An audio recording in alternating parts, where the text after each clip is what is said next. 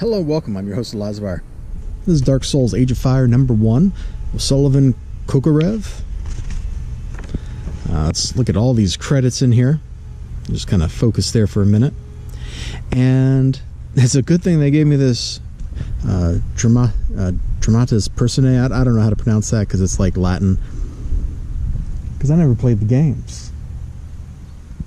I own the games. I've never played them. So anyway, we get like some stuff in the unformed world. Gwyn's out killing dragons. Silver Knights are killing dragons. And I don't know how I feel about this. We spend the first part of this like getting some background lore on the characters. Then we get to some stuff. Some Silver Knights are trying to rescue some handmaidens, but like this guy's some important dude or something and they can't just kill him. I don't really know what's going on here. And I reckon that's just my problem with the book. I don't know what's going on here. The art is okay, but there are places. Let me see if I can find one.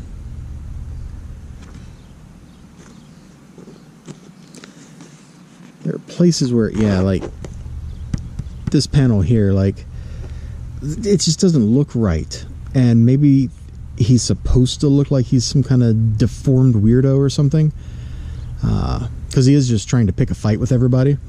But the art doesn't really work for me. There's somewhere in here there's like too much digital manipulation, I think. The writing is fine for the most part. Once we got to when stuff was happening, the very beginning of it, when it's like, here's backstory, I didn't really like the writing. All these yellow text boxes didn't do much for me.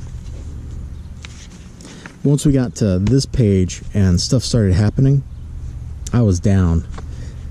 So that's almost to the staple. So about half the book I didn't like the writing, and half the book I did like the writing.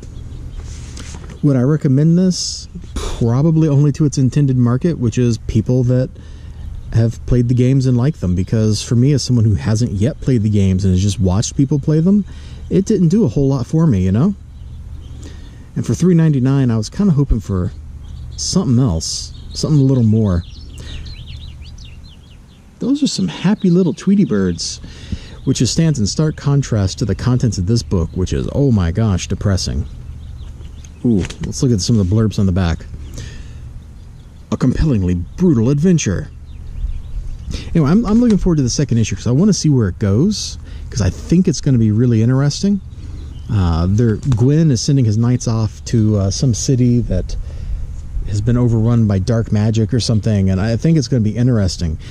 I think we spent too much time on setup. Like, that's a problem with the #1, right? You spend all your time setting up and none of your time doing stuff. I'll see you guys next time. You have a great day. Remember to like, comment, and subscribe. Until next time, bye-bye.